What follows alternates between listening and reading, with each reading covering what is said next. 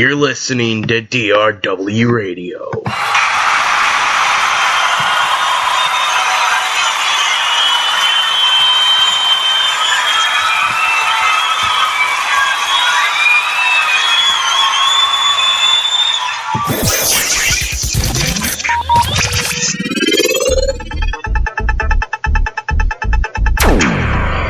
Ladies and gentlemen, welcome to the 111th episode of DRW Radio, episode 111, and for the first time in almost 2 long years, ladies and gentlemen, welcome back to DRW Radio, one of the original DRW Radio guests, the Murder Machine, GVD. Tonight we are going to talk about DRW and its future and what your EFED future holds for you. But you gotta let us know, what have you been up to since you left DRW and what you're doing back? What am I doing back, sir? Well, what am I doing back? Well, the hottest free agent in EFED world has signed a deal with Dark Rebellion Wrestling once again. You know, when I was part of DRW back in 2013, I was the hottest attraction, and then everybody started piling into the group. All these new talent wanted to join, and I was like, okay, all right. So gotta let them have their shine. Gotta let them have the diamonds and stuff. Gotta let them shine up.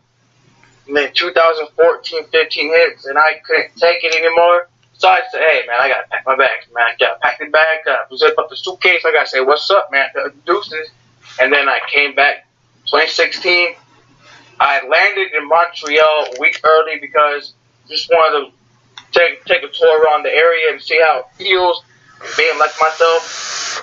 What holds my future in EFED? Well, damn sure I'm back. You know why? Because I'm back for one thing, and that's my 50th world title, bitch. No one ain't gonna take that shit from me. Hell to the nah. Well, there you go, sir. It's your floor down. DRW has been on a terrific roll as of late. We hit a little bit of a drought, but we bounced back from it. We had a great pay-per-view in the UK in January called Lethal Paradise, where every championship was on the line in a 20-man Royal Rumble match for the Omega Heavyweight title. Justin Blackwood capturing the championship, being the first ever Omega Heavyweight Champion. He goes to the Extreme Rumble February 14th to take on Curtis Strong. And this is a battle of the ages. Curtis Strong, one of the most lethal grapplers in professional wrestling today. Curtis Strong, been a world champion everywhere he's been. Huge name in HOPW. He's came to DRW. He was one of the final men in the Royal Rumble match to determine who was going to be the Omega Heavyweight Champion. He's got his shot February 14th, live in Montreal in his hometown to fight Justin Blackwood for the Omega Heavyweight title. Do you think Curtis Strong does what everybody thinks he's going to do and becomes a hometown hero and walks out as champion, or does Justin Blackwood upset Strong?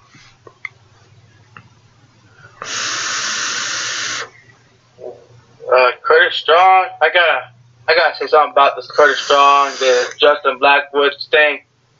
I was on Twitter the other day and I was looking at this and I was like, damn, these two shooting back, and I seen the hashtag who is strong. I was like, oh god, here we go.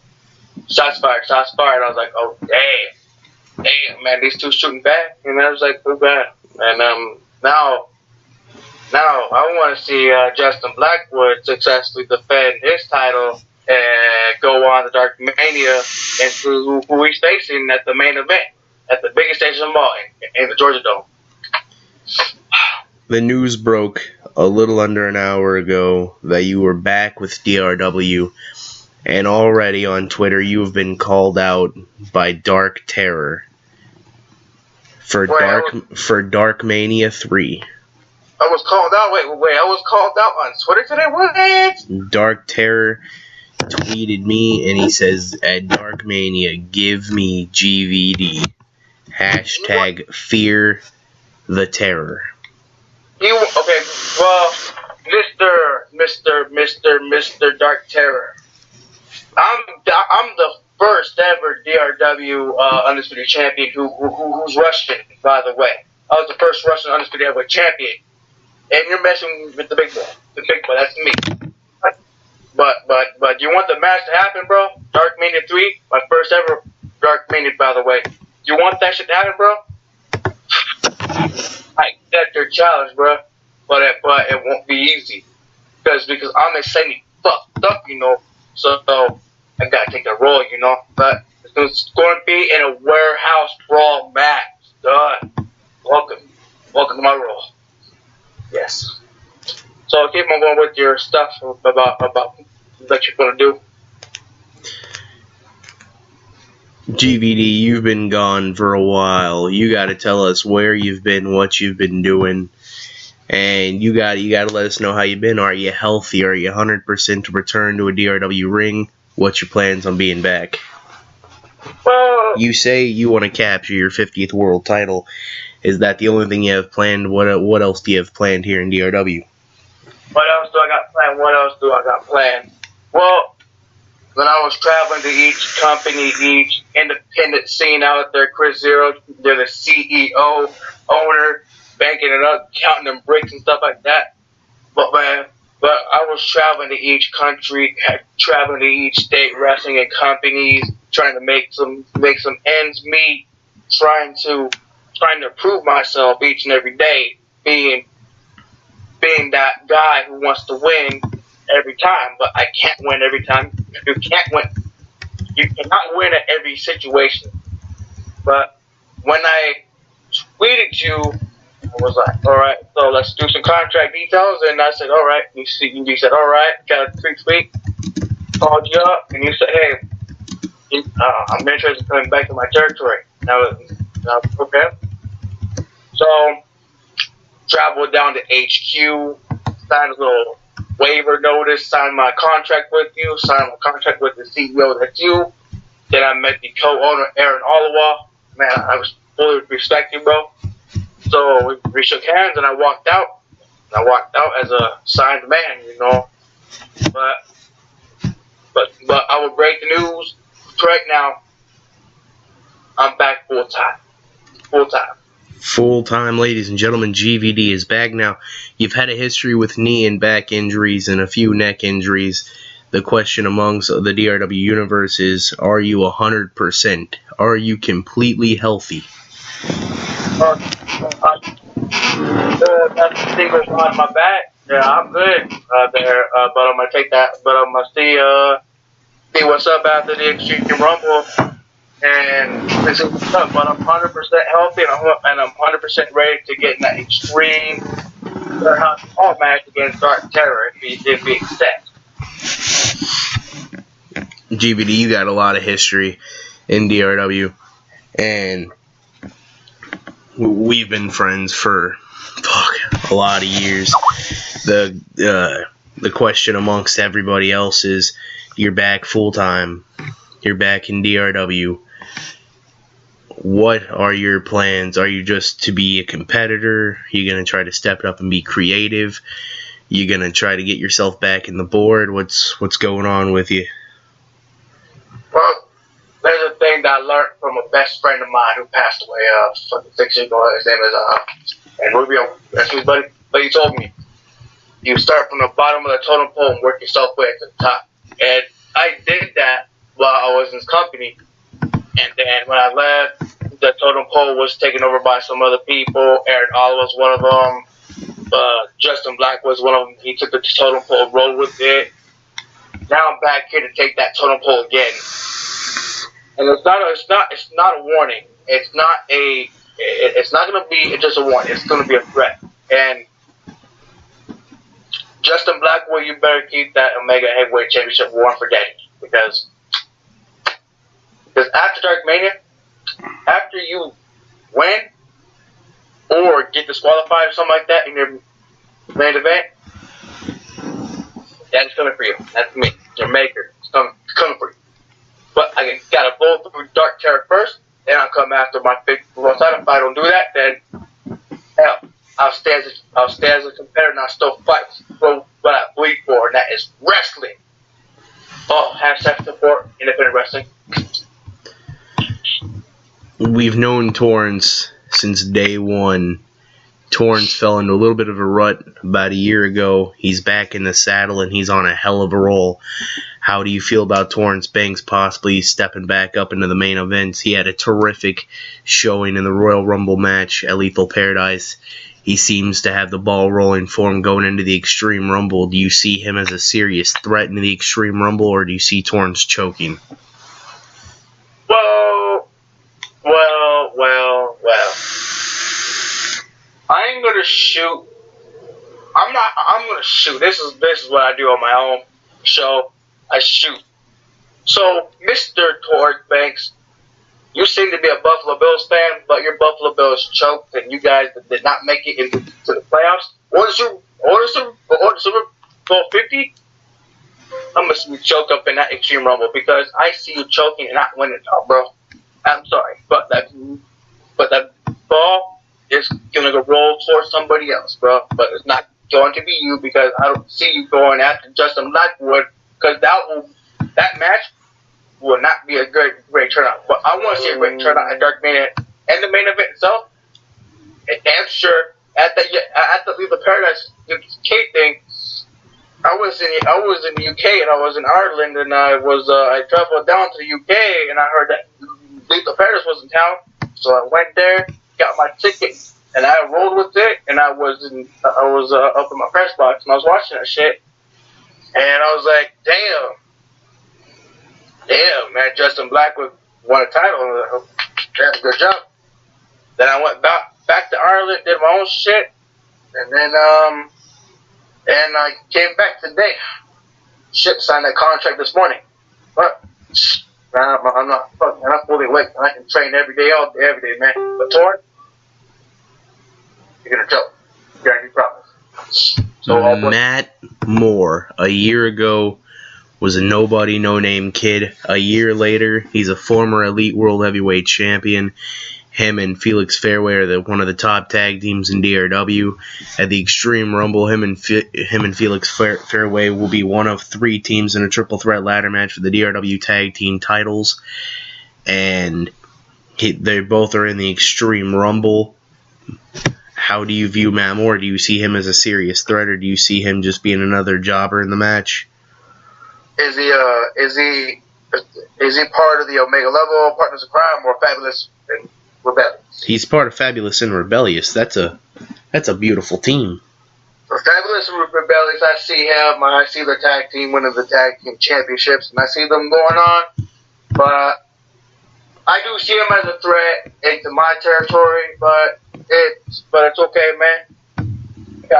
You got to deal with a lot of situations you need to deal with. But it's straight facts, you know. You got to deal with what you want to do, and since Matt Moore's in that tag team match, man, I got to give him full props, man. But stay in the tag team division, buddy, because I'm back. So what's next? My next question to you is Miguel Roderick. This guy has had the year of a lifetime. He was Universal Heavyweight Champion, Elite World Heavyweight Champion. He won the once-in-a-lifetime briefcase. He had OMG Moment of the Year. He's had Match of the Year candidates. He was the uncrowned breakout star of the year. This guy, top of his game this year. He fights Chris Zero. He fights me at the Extreme Rumble, and if he wins, he's number 30 into the Extreme Rumble. Number 30 is a great number to enter at. Chris Knox won the whole thing, coming in number 29. Number 30 has to be one of the best numbers to come in at to win the Extreme Rumble. What are your thoughts?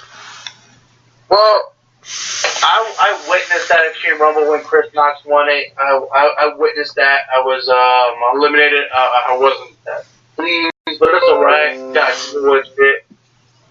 And then when Chris Knox won the Rumble, I was like, oh god, oh shit, it's about to go down. And then Now, you face Miguel Roderick, a guy who is the apex of the company. He is the apex everywhere. He is the MR is going to strike anywhere. Got to strike with that RKO or something like that, whatever it causes move.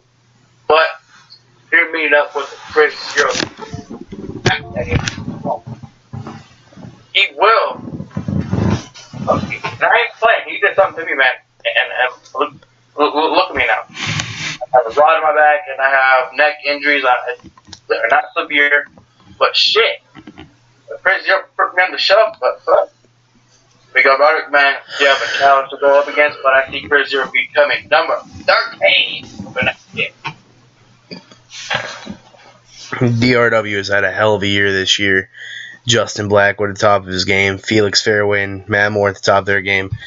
Miguel Roderick at the very top of his game. TJ Shadows has had a hell of a year. Stoner had a hell of a year. Rainey, all of them had a hell of a year.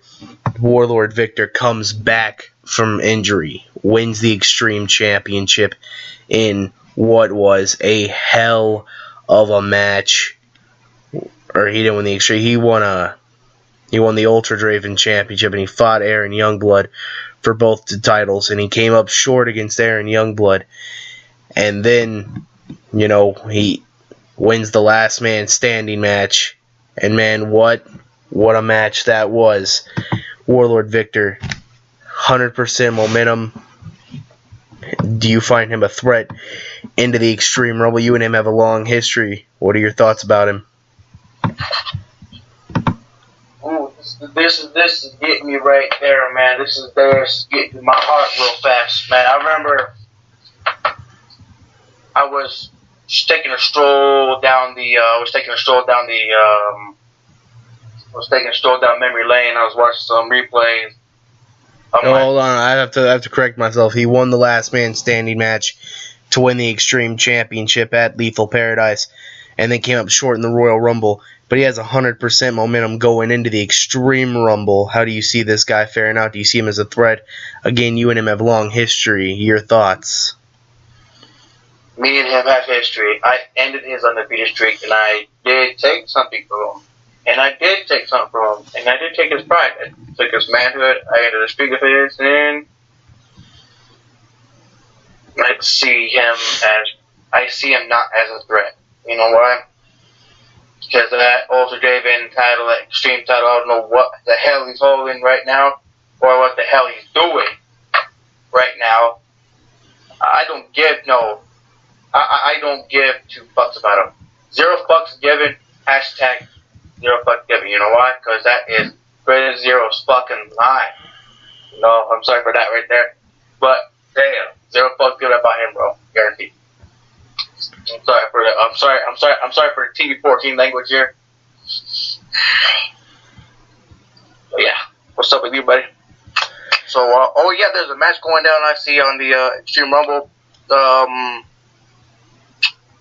There is a Elimination Chamber winner picks his number.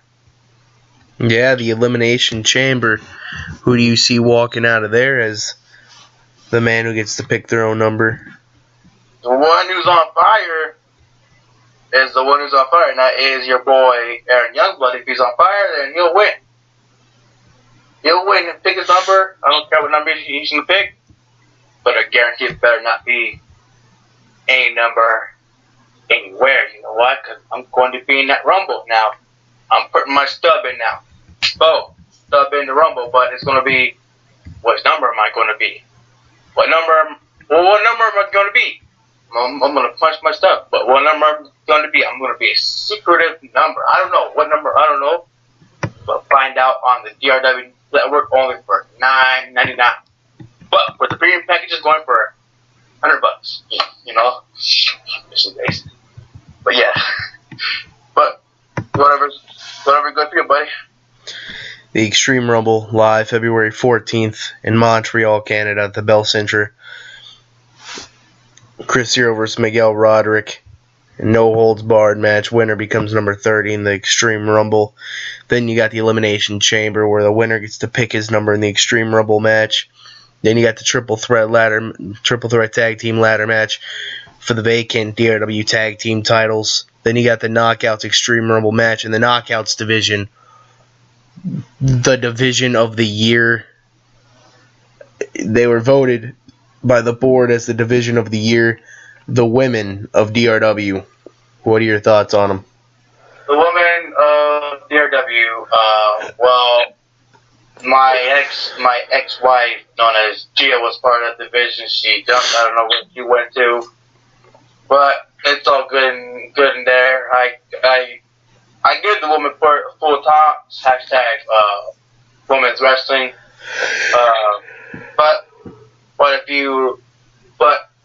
whatever said division of the year, it's true. Division of the year. Alaska Red Summers, you're doing hard work keeping them up. But gotta give women wrestling tops. But the major spotlight is that I'm back. Yeah. The Extreme Rumble match. If you could pick one person to say that they're gonna win it all, who do you think is gonna win the Extreme Rumble match to go on to headline Dark Mania? Well, if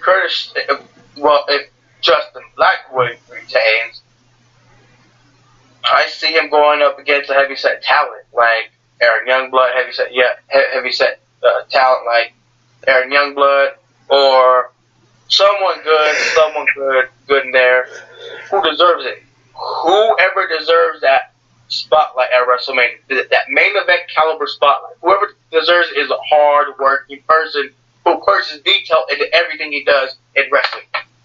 That's who I want to see as the winner. Who puts in hard work, and that is that's Aaron Youngblood. I want to see him win.